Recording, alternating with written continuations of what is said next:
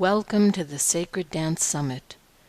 I'm Leslie Zehr, author of The Alchemy of Dance, Sacred Dance as a Path to the Universal Dancer, and your host for this summit. My guest today is Katie Holland. Katie is a sacred dance therapist, professional dancer, and the creator of Awakened Bellydance. Awakened Bellydance shifts focus from the usual expected outer form of belly dance to heart-centered, intuitive, healing movements. It is an alchemical process that integrates Katie's studies and life experiences to date. Dancing from the age of 3, Katie began her Egyptian dance training in 1994, performing with Hossam and Serena Ramsey, Shebi Sabah, Phil Thornton, Sukbir Amani of Lebanon, and more. Moving from England to India in 2006, she performed for Bollywood celebrities, corporates, and the social elite, while studying with masters of sacred cultural dances, tantra, shamanism, and energy healing techniques. Following a profound spiritual awakening aged 7, combined with an innate fascination for dance and the profound healing it can bring, led Katie to study Bharatanatyam, Balinese dance, Nepalese Vajra Yogini, Sufi whirling, Gurdjieff movements, inner dance, shamanic dance, Osho dynamic meditation, tantra, yoga, pan-eurythmy, Bollywood, and Afro-samba. These dances gave Katie insights into the depths of her epigenetic wisdom whilst journeying into the innermost workings of herself and ancestry. After a Kundalini awakening, aged 28, she made a conscious commitment to dance her way to self-remembering and healing. Recognizing as she transformed and integrated her own shadows, she was truly able to shine and embody her dance from the inside out. A renowned and highly sought-after professional dancer across the world, with a passion for dance for healing and spiritual development, combines perfectly with her extensive experience in energy-based modalities. She is an inner dance facilitator trainer, Reiki master teacher, Access Bars practitioner trainer, and yoga teacher. Her natural intuitive ability to hold space is testament of her commitment and a wealth of experience facilitating dance and energy-based workshops globally. Katie runs Sirius Holistic Retreat Center in Varna, Bulgaria during the summer and travels the world offering trainings, retreats, and immersion throughout the winter. Hi Katie, welcome to the summit. Hi Leslie, thank you for having me. It's so nice to have you here, and we have a lot to talk about. So I think we're going to dive right in. Mm-hmm. And maybe you can just tell us, I've read your introduction there, so people have kind of, but maybe you want to tell us for yourself exactly how it all began for you. Well, I started to study ballet and tap and modern when I was 3, like most small children do. And I always really enjoyed dance, and I recognized from an early age that when I danced, I felt good. That was a really key insight for me growing up. As I got older, it became apparent that ballet in particular wasn't really for me, and it didn't grab me in a way. I think because there wasn't really a cultural reference for it, or really for the modern or the tap. So when I was around 13, I decided to stop with the classes, and I had this underlying dream that I wanted to be a dancer, but I had no idea what kind of dance, and I didn't know what kind of dance is available. So I waited, and then when I got to 14, I saw a video by U2 called Mysterious Ways. They had a belly dancer on tour with them, and I saw the dancer performing, and I said, okay, that's what I want to do. And it began from there. And my feeling at the beginning... I remember that video. Yes. So if you can imagine, for a 14-year-old going into school, having a careers interview telling the interviewer that I want to be a belly dancer. It was a bit of a shock for her, but she completely supported me, and she helped me to find a teacher. So I feel really lucky that she responded in that way. And so I began to study when I was 15, and it really transformed my outlook on life.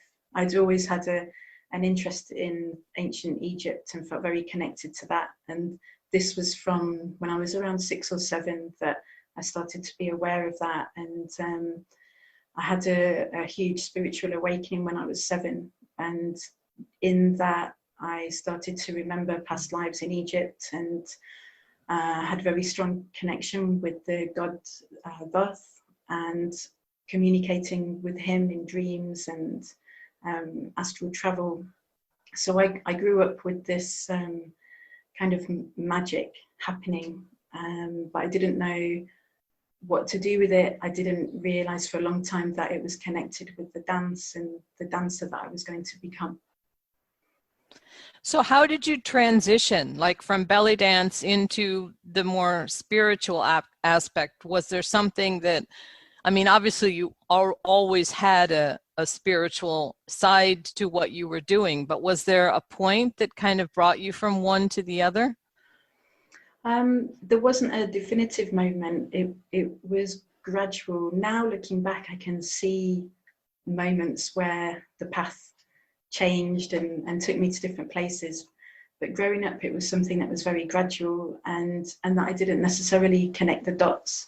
So again, from when I was around 7, my parents got very interested in mediumship and clairvoyant circles. So I was attending those for around 3 years, doing chakra meditations, and I was there at open clairvoyant circles and receiving messages, and messages were coming through me, and so this was always with me. And then when I left college, I studied massage and Reiki, and things started to integrate as I began to teach Reiki, and I was naturally including things in my dance classes which were from Reiki, and then things in my Reiki classes which were from the dance. And I suddenly realized, oh, okay, this is all me, and it's coming through in all goes together. Yeah, because at first I think I saw it as something very separate, because with the dance I was very focused, like everybody is at the beginning, on technique, on the choreography, on the rhythms, the costumes, all of this aesthetic side, and learning how to be the best dancer that I could. And then it gradually began to integrate, and it in a way that I couldn't ignore. And I think the really big turning point was when I was living in India, and I had the first Kundalini experience, and I've had 3 really huge spontaneous awakenings in the last 13 years. And because I was performing in such a showbiz world and a very materialistic world, which wasn't very natural to me, I needed the sacred dance side as a balance. It was like the yin and the yang. So although I loved performing and I had really amazing experiences doing that, I needed something so sacred and so spiritual to just keep me on this central point, so that I didn't go into an ego path, I guess, with the dance, and down a shady path, which was offered to me a lot in those years. So, and I think there's no reason that we can't do both. If you enjoy performing, do that, but then yes, take it, because it's in that sacred space, I think, that you're really going to have profound experiences, and allow yourself to do that, to go into that and have those as well. They're not mutually exclusive, but why? We can have it all. Why not? Exactly. And another realization I had in India, because often I was thrown into performing live with a singer or with a band, never having heard the music, having no performance, no rehearsal, and it was just, oh, here's my CD, and the manager would say, oh, you're not dancing with your music tonight. You're going to be dancing with the band in 2 minutes. Okay, be at the be at the side of the stage. So I had to completely let go of any control, of any nerves, of, you know, I had to be completely in the moment and let my body follow the music, because there was no space to think. So this was a really amazing learning for me in being thrown into doing that. Yeah. So can you just describe to us, Awaken Bellydance is what you've developed. Maybe you can just describe what it is or what it includes, Okay. so that people can get an idea about what that is exactly. Okay. It's an amalgamation of me, and it's an amalgamation of the facilitator, whoever's trained with me. It becomes an amalgamation of them. It's everything you've ever experienced in your life, everything you've ever seen, everything that your ancestors have experienced, everything from the collective. You're drawing it through and into your body in an intuitive way, with traditional Egyptian belly dance movements as the base. And also we use Sufi whirling as well, different breath techniques from yoga, Wim Hof, from parts from Osho dynamic meditation, from Gurdjieff. Over the years, as I studied these dances, and also Tai Chi as well, I saw a lot of correlations between them. And I started to build a pattern, if you like, of, okay, this affects this is the same in that modality as this modality. And I began to see how that worked through my body. And my body was, or is, my biggest experiment. Everything has gone through me. So anything that we do in a session isn't something that the facilitator hasn't done or experienced themselves. Because I always say, when people come for the training, I can't ask you to jump off the cliff if I haven't done it first. Mm-hmm. And I think that's what gives you integrity, to have had the experience. I think it's too easy to go out and train different modalities and never having gone through the actual transformation that they might bring you. Then you need to have walked that path. I think so. I agree with that. Maybe not everyone does, but yeah. Yeah, definitely. It's very much about the self alchemy, and how willing are you to go into you, into all aspects of you, and to really own that and be authentic in that. So let's get something that was in the introduction and you kind of alluded to here. What is epigenetics for people who don't understand what that is? Can you describe it or define it? Okay. The scientist to have a look at is Bruce Lipton. He's the person who has really pioneered this science. And it's the theory of how we hold the emotions and the vibrations, if you like, of those who have come before us. So we were an egg within our mother when she was within her grandmother's womb. She was an egg in her grandmother's womb, and how really from the dawn of time we've been present through all of those women and all of the experiences that they've had in their lifetimes. And we are carrying that to a greater or lesser extent, depending on what has then happened in our lifetime. So if we have a similar experience that, say, creates fear, we're feeling our own fear in this moment now, but also how much fear are we carrying within ourselves from great aunt somebody, and how that is having an impact on the way that we feel that fear, and how it affects us in our thoughts, in our day-to-day life. So how do you bring that into the dance? We, as we're dancing, the facilitator is also guiding through, often through questions, and questions through visualization. So it may say, for instance, if it's with ancestors and we're working with the root, then it's working into your body. Maybe if we're doing hip circles, for instance, and I think of them more like a spiral. So you can spiral in and you can spiral out. So you could spiral in and think of it as going through the generations, and you're coming to a generation where there's a sticky point, and you can explore that with the movement, and you don't necessarily have to know what the story is or attach to a story. It's more, what is the feeling? So some people find that they'll cry or they'll scream, or they suddenly get an ache in that part of their body, or a memory, a vision will come to them.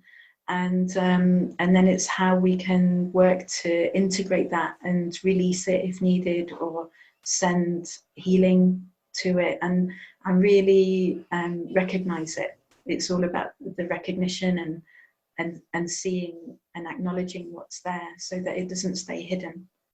Yeah, and I think that it's all in our DNA, which is a wave.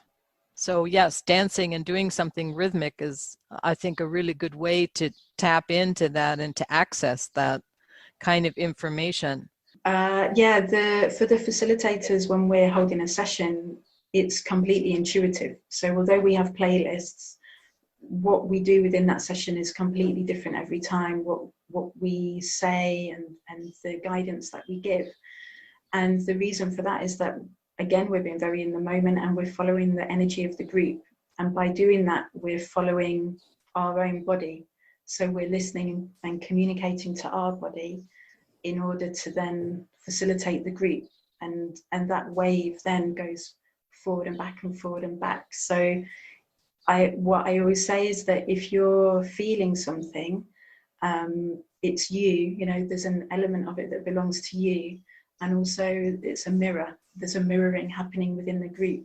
The reason that you're feeling it in the group is because it's also contained within yourself. And this is how we play Mm-hmm. with it, and move forward with things.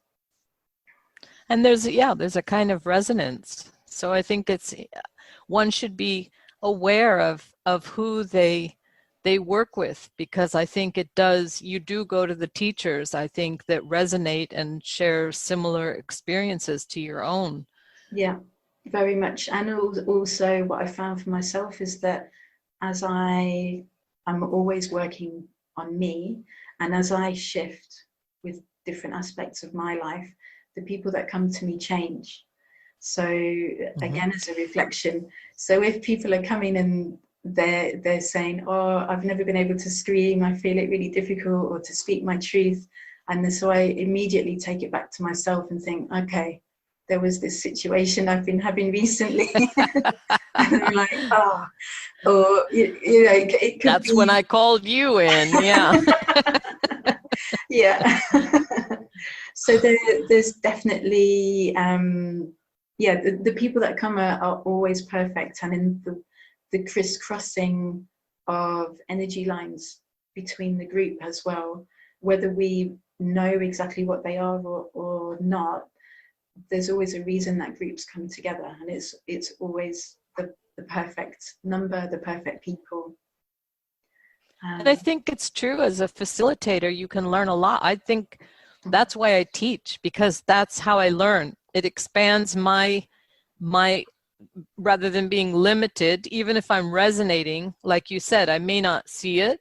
So if I see it in someone else, but it always expands your own boundaries. So for me, I think personally, that's one reason I teach, is because I do get to encounter other people that are going to teach me something at the same time. That's it. And then also comes in the self-responsibility that you're not using your students to process your stuff through. It's still owning what is yours and thinking, still yours. yeah, And okay, I need to, I'm aware of this, and I can work on this more, but it's been brought to your attention, and it's really working as a collective within those sessions that we're becoming one wave or one body rather than individual bodies. And within that, we've had lots of occasions where the whole group or parts of the group have had the same past life recall or the same visions, that when we've shared at the end, everybody said, I saw this, or I got this image. And so, yeah, it's really amazing the way that we can connect on this different level through dance. Let's talk about the alchemical temples. Okay. Obviously, one of my favorite subjects. Yes. First of all, I think you should explain what that is, because a lot of people might not understand that concept. So maybe you can explain what you mean by alchemical temples. Okay. So in years gone by, you could say, there were many sacred rites and with using music and dance, which were performed in the temples. And this was in India and in the Middle East as well, in Egypt. And it was a way of traveling on the astral and mapping out the space where you go after death. So as we know, the ancient Egyptians were a little bit obsessed with the afterlife. So in India, they were doing the same thing, and particularly in a place called Khajuraho, where there are really amazing temples. And Osho speaks about this place a lot. And they would take belladonna, or in Egypt, the blue lotus flowers, and use it to create a near-death experience. So some people might liken it to ayahuasca today, or an awakened belly dance session where you don't have to put something into your body to stimulate the natural DMT. And it's a way of journeying. And they used this to not only explore themselves and raise their spiritual intelligence and their energetic frequency, but also to do this for the benefit of others as well. And how do you bring that then into, you're obviously taking this ancient knowledge, but how do you create your own alchemical process with dance and movement?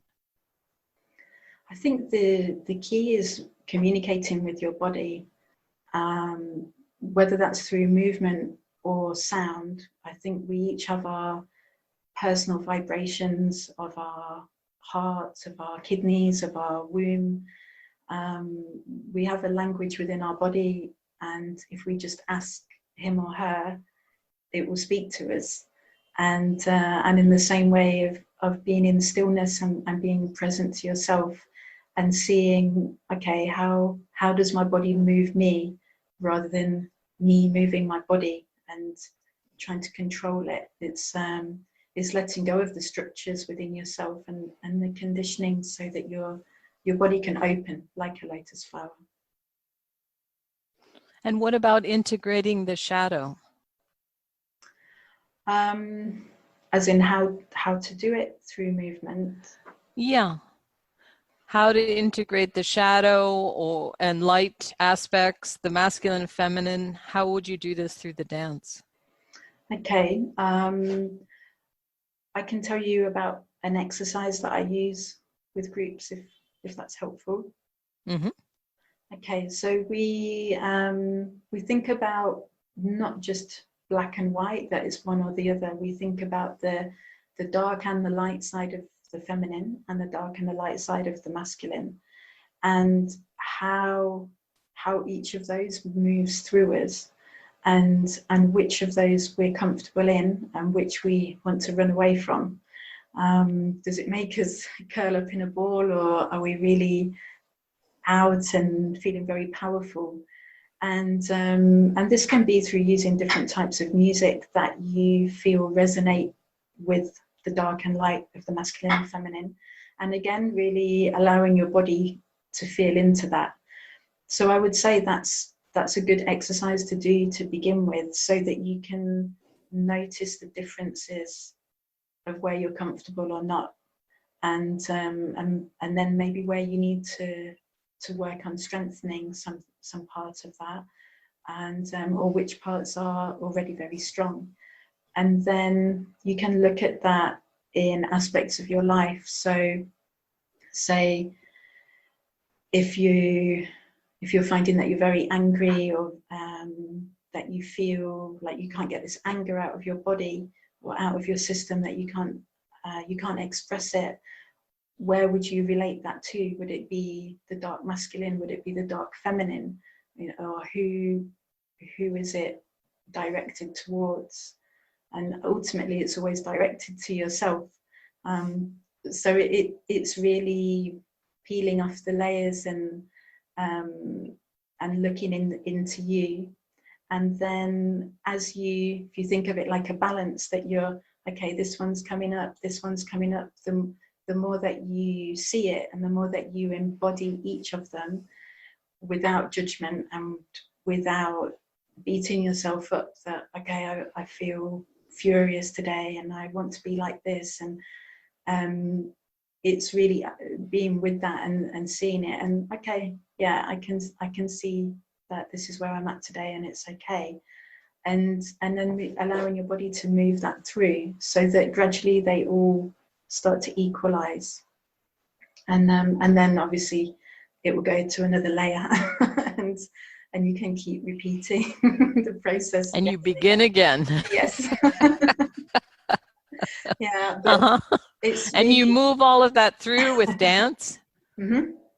Yeah, and it's really interesting. The last 3 years for myself, I've been working a lot on the shadow masculine within me, and the more that I've worked with that, the more men are contacting, wanting to join Awaken Bellydance sessions. So it's been really interesting to notice that. And then they have something to reflect to you. Yes. They're going to show you what that is that you can't see. That's exactly it. Yeah, because we all have it within us, and the more we repress it, the more energy we're losing and the more exhausting it is. So I think of it as, okay, well, if I'm using this much energy to push that down, how much energy and power can I access by bringing it out and up? And it's working. So. Yeah. Well, that's what Jung said. That's where our energy is in the shadow. So exactly, we need to have the courage to go in there and see what's in the closet. Yeah. So that we can get it out and use it. Yeah. Yeah. Yeah. You mentioned DMT. You mentioned about the ancients using different substances. Mm-hmm. How can we work with and activate the DMT and brain integration through the dance? For me, in my own research, this has really interested me because I was very drawn to ayahuasca for a long time, and I just then always had a feeling, don't do it. I didn't want to put this thing into my body, and I'd always been very drawn to the Zehr dances in Egypt and Khaliji, and it really fascinated me. And again, this is from years ago. Then when I was living in India and I had to learn how to do a head wobble, and you do it very well.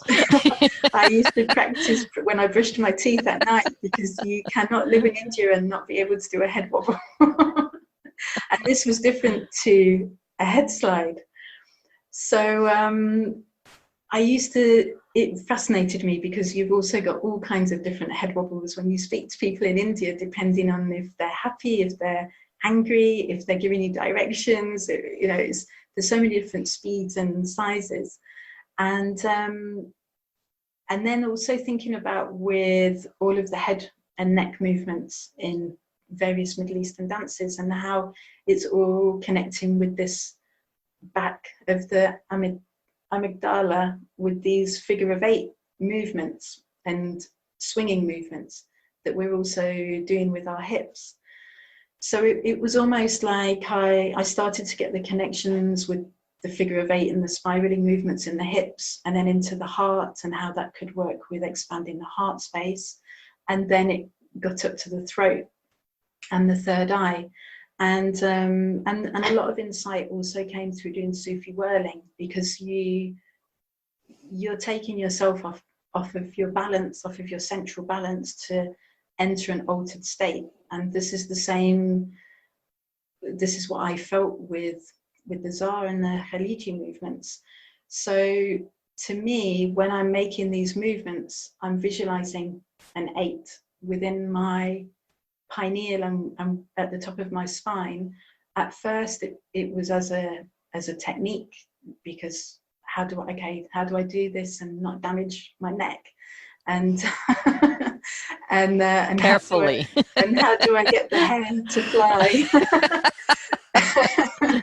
I don't ever have that issue. and then I realized that I was entering an altered state when I was doing this. And on stage, so if I was using Isis wings or veil and I was doing a lot of turning, I was in this in-between place that I started to recognize more and more. And I guess it developed and grew from there. So again, it was my body was the experiment, and how I can visualize the openings in my third eye, and also because the top of our spine is the back of the third eye. It's known as it's known as the death point in some practices.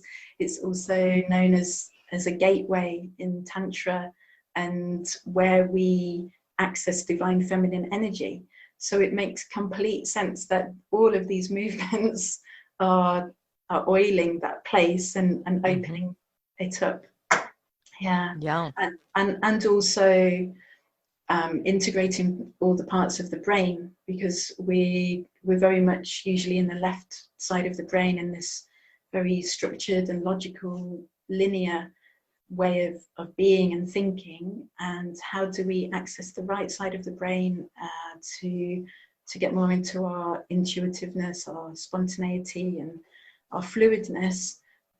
And then ideally, how do we bring them together? Because the extreme of one or the other also isn't good. It's the combination of both, of the masculine and feminine, or the yin and the yang within us. And I feel that that's what these movements do. Yeah, integration. Yeah, absolutely. Let's kind of switch this around. Let's talk about how we can heal ourselves and transform. For those, obviously some people here are performers. So how can we heal ourselves and transform our performance as dancers? So kind of working the other direction. You were a performer and you found a more spiritual level. Now, how can you take that back into your performance? Yeah, okay. Again, the most that I can say is from my own life and the way that I discovered it. A key point for me was I was in the middle of getting divorced and still living in India. And this is when I was studying the Gurdjieff and Sufi whirling and Osho dynamic meditation. So at that time, I wasn't studying Bellydance technique. And I'd had the first Kundalini explosion and been propelled into this other path that I still wasn't quite clear what it was at that time. And while I was living in India, I would come back to England and to Europe once or twice a year to teach and perform, often more traditional belly dance and Bollywood and classical Indian dance. And I was performing at a belly dance event in England, which I'd been going to for many years, and lots of the women knew me and had seen me growing up, if you like, because I came into this, as I said, as a teenager. So for lots of people, especially in England, they've seen me grow and have children and, you know, start to get grey hair and kind of go on this huge life journey. And so after the performance, the 3 women came to me, and 2 of them were crying, and they said, "We've seen you perform so many times, but we never saw you perform like this. What's happened?" And I don't remember now what I performed, but it wasn't a sacred dance. It was something, it would have either been a belly dance or it would have been Bollywood. So it wasn't what you would think of as a spiritual dance. So they said to me, "What's happened?" And I was really confused, and I was thinking, I don't know what's happened. I haven't done anything new. And it took me probably a couple of months, and I kept thinking about it. And then I thought, well, I've been going for these classes and crying and screaming and shaking and doing all these things. And so the only thing that's changed is me inside. I've been dealing with all kinds of stuff that was coming up, because obviously it was the end of my relationship. I was a single mum and living in a foreign country, and you know, there were so many things that I didn't know what was going to happen. And then it clicked, and I thought, okay, so as I'm dealing with my shit, it's transforming my dance on the outside, and people are actually seeing that. And after that, it happened several times. And then it kind of confirmed it, I guess, then. And I thought, yeah, okay, I'm onto something here.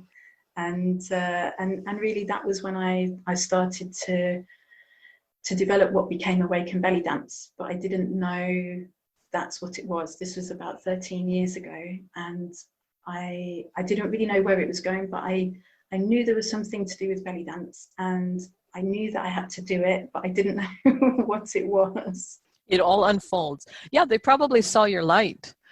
I think that's what happens, is the layers get removed and your light begins to shine, and people see it, and they may not know what it is, but something is happening. Yeah, and also it made my dance much more heart-centered. So the emotions that I was feeling in the dance were authentic. I wasn't just going through a series of steps and thinking about, oh, the choreography goes this way or that way. Although I feel that I always had an amount of emotion, but at the same time, I didn't know exactly in myself how to connect completely with my emotions. So if I couldn't do that in myself, how can I do that in my dance?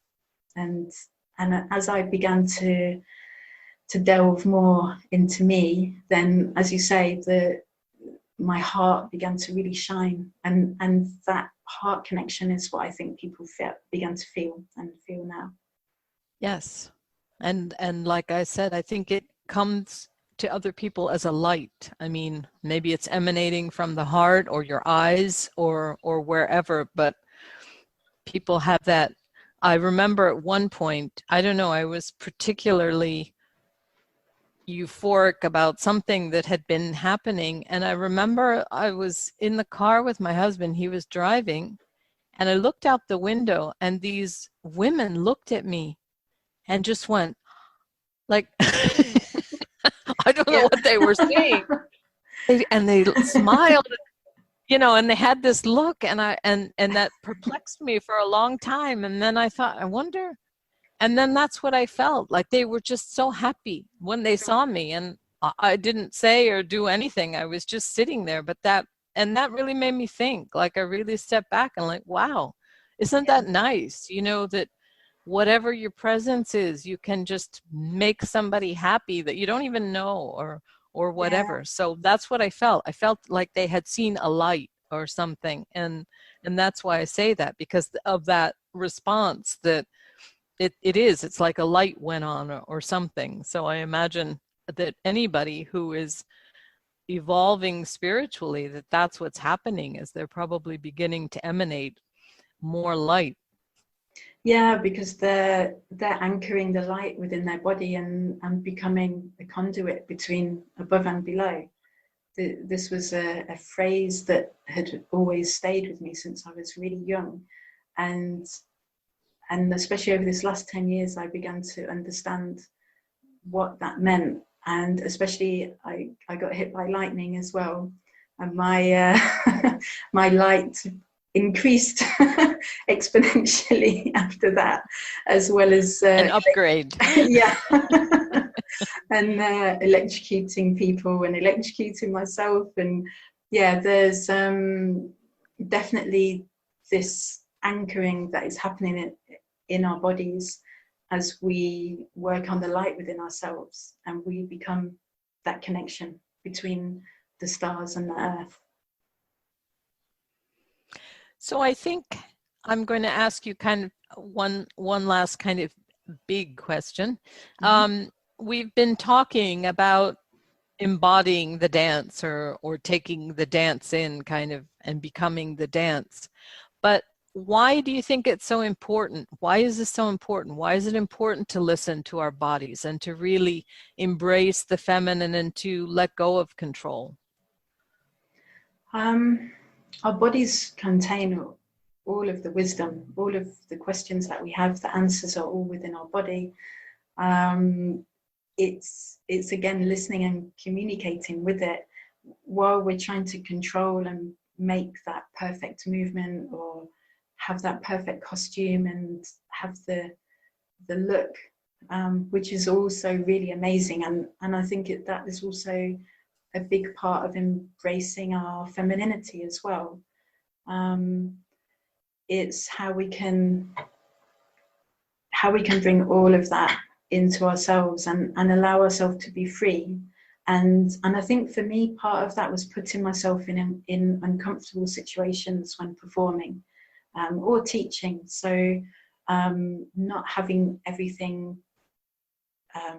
planned and exactly written down what I was going to do, and not necessarily having a whole choreography completely mapped out. So it might be that some of it was, and it was very particular with an instrument or a rhythm, but then I always leave parts where I can improvise and see what flows through in that moment, so that there's this balance of the structure of the more masculine and the intuitiveness and the fluidness of the feminine. So I think for people that perform and they go to haflas and or dancing with their friends, is to put yourself in uncomfortable situations so that you're pushing your own boundaries, and it is scary as well. But the best thing is just breathe and think, well, what's the worst that can happen? That second is over in a moment, and nobody's going to remember it. And then also to not beat yourself up about it of, was this right, was this wrong? It just is what it is. And I think if you can think about performing in that way, then life gets a lot easier.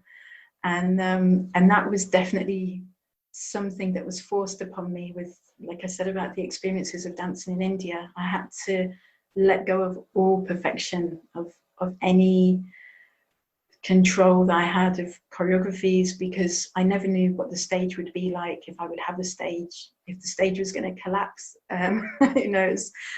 It was just a complete unknown. And for me, being a Capricorn with triple Capricorn, wow.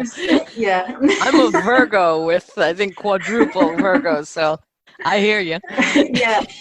So it was a really very, very good learning curve. and I really enjoy it, and I think now it's to be okay with being what you consider to be wrong, because it never is wrong. Just try it, and it will then open up a completely different aspect of yourself. And also to perform without the makeup and without the costume. I think that is also a very interesting thing to do at a hafla or a performance, and just be the dance, let your body be the instrument, and to feel the music. The word that comes to mind is courage. And I recently heard, I think it was a podcast or something, I don't remember, but the person was saying that everybody's trying to sell confidence, but it's never about confidence, it's about courage and how that's what builds your confidence. So Mm-hmm. what we should be trying to sell or to create or to encourage is courage, and then that would build your confidence. So yeah, to have the courage to extend your boundaries or whatever it is, yeah, to Yeah, face yourself even, yeah. yeah, exactly. And then going behind or ahead of the confidence and the courage is not just about having each of those. Really, what people are looking for is what they will bring. What will it bring to my life if I have courage or if I have confidence? It's like the courage and the confidence are the bridge to Mhm. what will come into your life. What you can get, yeah, or Yeah, receive, yeah. yeah. So tell us a little bit about any up and coming. I think you do a lot of work online, so tell us about events, but also things that you do online, because I think during this period of time, it's nice to have resources that we can access if we are in quarantine or limit. I guess all of us have limited travel, even if you're not quarantined. So Yeah, it's a good yeah, time to explore online events. that's it. Well, I offer Awaken Bellydance as one-to-one sessions, or it can be in small groups as well that we can connect together online. So these could be, so if you want to work on a particular issue that you feel maybe is related to a certain chakra, or you don't have to know exactly, but if there's something that you would like to work on, maybe it's confidence, then we can do that.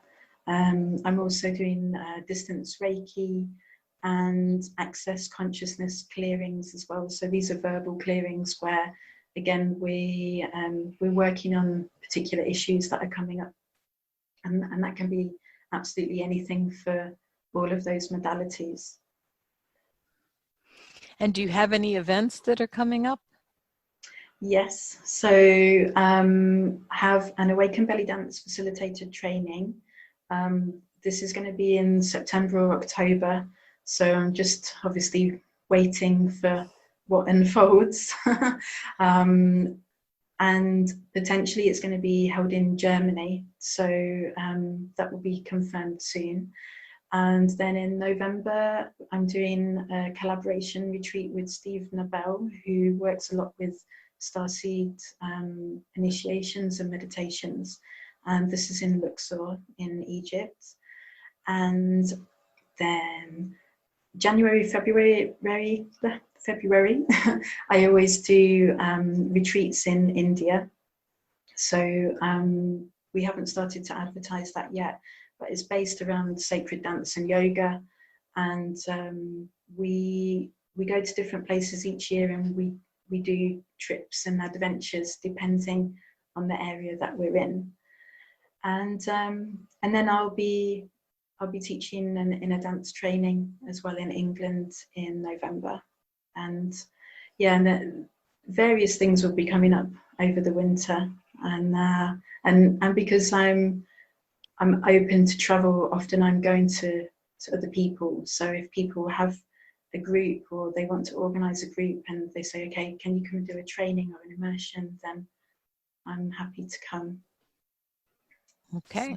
So So, check yeah. out Katie's website and you can get more information on all of that. And you have a free gift for our listeners, so maybe you can just mention what it is.